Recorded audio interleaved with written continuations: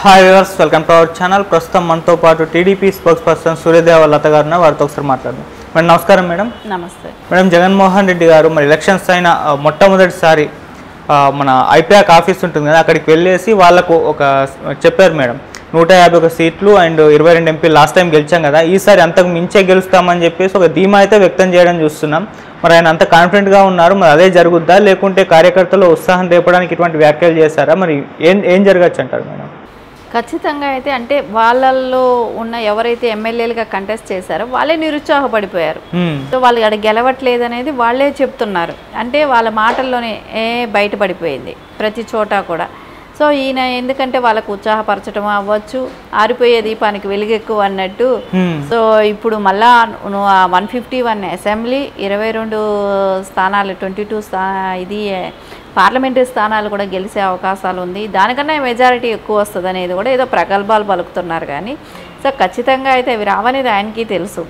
So కానీ ఏదో ఒకటి వాళ్ళని నమ్మించటానికి అంటే కేడర్లో ఏమైనా ధైర్యం ఉండదు కదా, కొంచెం ఇప్పటికే భయపడిపోయి ఉన్నారు. సో రాదనేది వాళ్ళ ఎమ్మెల్యే క్యాండిడేట్లు, ఎందుకంటే వాళ్ళు బహిరంగంగా ప్రెస్ మీట్ పెట్టి వాళ్ళు మాట్లాడుతున్నప్పుడు సో వాళ్ళని అందరినీ ప్రతి ఎమ్మెల్యేని కంట్రోల్ చేయాల్సి వస్తున్నప్పుడు కష్టం అవుతుందని సో ఈయన ఈరోజు ఐపాక్ టీం దగ్గరికి వెళ్ళటం, వాళ్ళ దగ్గర వెళ్ళి కూర్చొని డిస్కస్ చేసి తర్వాత వచ్చి బయట అందరికీ ఇలాంటి విషయం చెప్పడం అంటే వాళ్ళకి అంటే వీళ్ళు రేపు పొద్దున ప్రెస్ మీట్లో కూర్చున్నా వీళ్ళు అంటే ఒక నాయకుడు ఏదైతే చెప్తాడో అదే భజన వాళ్ళు కూడా చేయాలి కదా. ఆ భజన చేయడానికి ఈయన ముందే ప్రిపేర్ చేసి పెట్టి వెళ్తున్నాడు. ఈయన 17వ తారీఖు రేపు వెళ్తున్నాడు. వెళ్ళి వచ్చే వరకు ఈ భజన చేయాలి. ఒకవేళ రేపు పొద్దున రాకపోయినా వీళ్ళు ఇక్కడ ఉండి ఇదే చేయాలి, ఇదే చెప్పుకుంటూ ఉండాలి. అందుకని ఏదో ఒక మెంటల్గా వాళ్ళని ప్రిపేర్ చేసి సెట్ చేసి వెళ్దాం అన్నట్టు. ఇంకా ఏమైనా అంటే దౌర్జన్యాలు ఆల్రెడీ జరుగుతున్నాయి కూడా కదా. సో రేపు పొద్దున ఇంకా వీటికన్నిటికీ కూడా మూల్యం ఏంటి?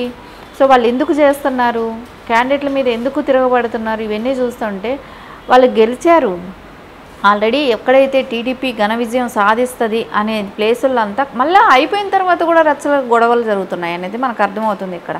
ఎందుకంటే వాళ్ళ గొడవలు చేస్తూ వాళ్ళని చంపటానికి ప్రయత్నిస్తున్నారు కదా. అంటే మళ్ళీ పోలింగ్ మళ్ళీ వస్తుంది. సో మళ్ళీ బై ఎలక్షన్స్ వస్తాయి. ఆ క్యాండిడేట్ లేకపోతే సో అప్పుడు మళ్ళీ మనం గెలవచ్చు. ఎంత దారుణంగా ఆలోచిస్తున్నారు. ఇవన్నీ చూస్తుంటే జగన్మోహన్ రెడ్డి అంటే ఇలాంటి రెచ్చగొట్టే మాటలే. ఇప్పుడు 151 అనేది అంటే గతంలో వచ్చిందని మళ్ళీ అంటే ప్రశాంత్ కిషోర్ గారి కన్నా కూడా ఆయన ఆశ్చర్యపోతారంట. ఆయన ఆశ్చర్యపోతే వచ్చిన ఇది ఎవరికండి? ఇప్పుడు ఆయన ఆశ్చర్యపోయాడా ఉన్నాడని మొత్తం ఇండియా మొత్తం ఇచ్చే ఈ రిపోర్ట్స్ అన్నీ మనం చూసాం ఎలా వస్తుందని, సర్వేలన్నీ అవన్నీ ఏం చెప్తున్నాయి? జగన్మోహన్ రెడ్డికి ఎక్కడా కూడా ఒక సర్వే కూడా ఆయనకి ఫేవర్గా రాలా గెలుస్తుంది అనేది.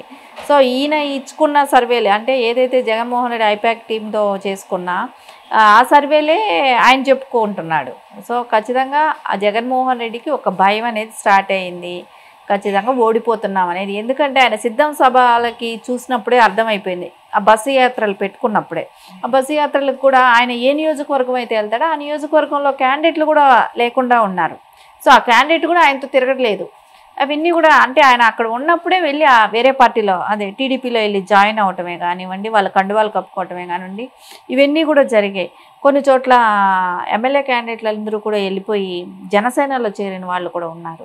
ఎంపీ క్యాండిడేట్లు వెళ్ళిపోయి జాయిన్ అయిన వాళ్ళు ఉన్నారు. ఇవన్నీ చూస్తే అప్పుడే ఆయనకి తెలుసు ఓడిపోతున్నాం అనేది.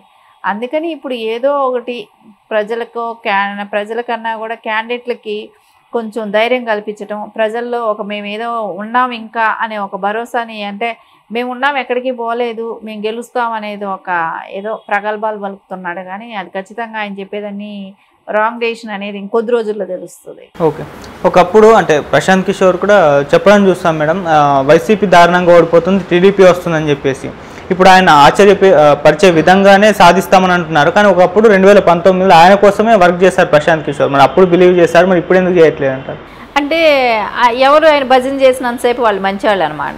భజన చేయకపోతే అంటే తప్పుగా ఖండించారు కాబట్టి. అంటే ప్రశాంత్ కిషోర్ గారు చెప్పటం కూడా నాకు తెలిసిన వరకు ఏం చెప్పారంటే, నేను రాంగ్ పర్సన్కి సపోర్ట్ చేయాల్సి వచ్చింది అనేది. ఎందుకంటే ఎప్పుడు సంక్షేమం గురించి మాట్లాడాడే కానీ డెవలప్ గురించి ఆలోచించలేదు. సో అప్పులు చేసి అది చేయటమే కానివ్వండి, రాష్ట్రాన్ని డెవలప్ దిశగా తీసుకెళ్ళకపోవటమే కానివ్వండి, అప్పులు చేసిన దానిలో కూడా ఆయన దోచుకోవటం ఎక్కువ.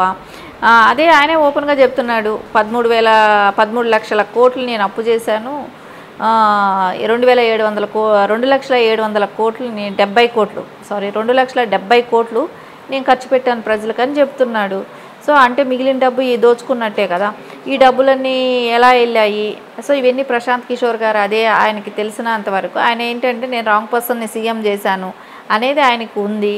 సో నెక్స్ట్ ఆయన వాళ్ళతో కూడా పని చేయలేదు కూడా మనకు తెలిసిన విషయమే. తర్వాత ఆయన చేసిన సర్వేల్లో కానివ్వండి ఎక్కడ కూడా జగన్మోహన్ రెడ్డి గెలుస్తాడనేది అయితే లేదు. సో ఖచ్చితంగా టీడీపీ కూటమి కలిసిన ప్రభుత్వం వస్తుంది, ఫామ్ చేస్తుంది అనేది ఆయన చెప్పడం జరిగింది. సో ఆయనకి ఇప్పుడు ఆయన ఆశ్చర్యపోయేటట్టు నేను రిజల్ట్స్ తీసుకొస్తానని ఈయన ప్రగల్భాలు చెప్తున్నాడు. వీటికంతటికి మనం అంటే ప్రశాంత్ కిషోర్ చెప్పిన దానికి అంటే ఆయనతో పని చేసినప్పుడు ఆయన చేసిన సర్వేలు బాగుండేది అనేవాడు, చేస్తాడు కరెక్ట్గా చేస్తాడనేవాడు. ఇప్పుడు ఆయన విభేదించినాడు కాబట్టి ఆయన సర్వేలకు కూడా వాల్యూ లేదని చెప్తున్నాడు. అంతే, అక్కడ వేరే ఆయనతో కలిసి ఉన్నంతసేపు ఆయన ఒక రకం, లేదన్నప్పుడు ఇంకొక రకం.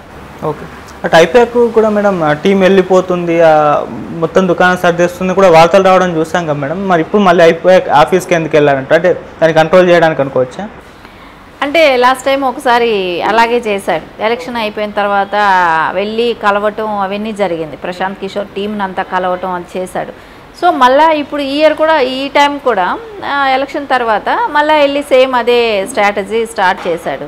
సో వెళ్ళి కలవటం వాళ్ళని అందరినీ కూడా చేయటం జరిగింది. సో అది అక్కడ కలిసి వచ్చిన తర్వాత ఇలాంటి స్టేట్మెంట్ ఇవ్వాలి, ఇచ్చిన తర్వాతే వాళ్ళ ఎమ్మెల్యేల నోర్లు కంట్రోల్ అవుతాయి. అండ్ ఏంటంటే ఎవరికి వాళ్ళు ప్రెస్ మీట్లు పెట్టి ఇలా వాళ్ళకి రేపు పొద్దున వాళ్ళ గవర్నమెంట్ వస్తే అంటే, ఎందుకంటే అనిల్ యాదవ్ మాట్లాడింది మనం విన్నాం కూడా. సో వాళ్ళకి గవర్నమెంట్ వస్తే రేపు పొద్దున ఇంకెంత అరాచకం అవుతుంది అన్నట్టు మాట్లాడాడు. అంటే గవర్నమెంట్ వస్తుంది అన్నట్టే డిక్లేర్ చేసి మాట్లాడటం కూడా విన్నాం. సో అంటే ఇవన్నీ వీళ్ళందరినీ కంట్రోల్ చేయాలి అంటే సో ఈయన ఇలాంటి ప్రెస్ మీట్ ఇట్లాంటిది ఏదైనా చెప్పాలి. సో వాళ్ళకి ఒక బూస్టప్ లాంటిది ఇచ్చి కొద్ది రోజులు మాట్లాడనివ్వకుండా ఉంచాలి, ఆయన వెళ్ళొచ్చే వరకు మాట్లాడకుండా ఉండాలి. సో వీలైతే ఇంకా తిరగబడాలి, గొడవ పడాలి, రేపొద్దున ఇంకా వెళ్ళేటప్పుడు ఇన్స్ట్రక్షన్స్ ఏమైనా ఇచ్చేళ్ళచ్చు, మీరు ఎంత దుర్మార్గమైనా చేయండి, ఎవరినైనా చంపండి, నరకండి, ఏమైనా చేయండి. సో రేపొద్దున ఇంకా మీరు తగాదాలు చేయండి, ఈవీఎంలని గురించి మీరు ఏదైనా గొడవ పెట్టో గోల పెట్టో ఏదైనా చేసైనా రేపు కౌంటింగ్ దగ్గరే కానివ్వండి, రేపు ఆ ఈవీఎంలు ఉన్న ప్లేసుల్లోనే కానివ్వండి, అది భద్రత అయిన ప్లేసుల్లో ఉందో లేదో తెలియదు, కానీ రేపొద్దున అక్కడ కూడా చేంజెస్ చేసేటట్టు వీళ్ళని మోటివేట్ చేసే విధంగా మాట్లాడటం, ఇవన్నిటికీ కారణం అదే అనే అనిపిస్తుంది. మేడం, జగన్మోహన్ రెడ్డి గారు అంచనా ప్రకారం అయితే 151 పైన 22 పైన అని అంటున్నారు. అసలు ఎన్ని రావచ్చు యాక్చువల్గా, మీ ఒపీనియన్ ఏంటి? జగన్మోహన్ రెడ్డికి 20-25 వస్తే ఎక్కువేమోనని ఎమ్మెల్యే. సో ఎంపీలు అయితే ఒక 3-4 వచ్చే అవకాశం ఉంటుంది, అంతకుమించి అయితే లేదు. ఆయన వెళ్ళొచ్చే వరకు మాట్లాడకుండా ఉండాలి. సో వీలైతే ఇంకా తిరగబడాలి, గొడవ పడాలి, రేపొద్దున ఇంకా వెళ్ళేటప్పుడు ఇన్స్ట్రక్షన్స్ ఏమైనా ఇచ్చేళ్ళచ్చు, మీరు ఎంత దుర్మార్గమైనా చేయండి, ఎవరినైనా చంపండి, నరకండి, ఏమైనా చేయండి.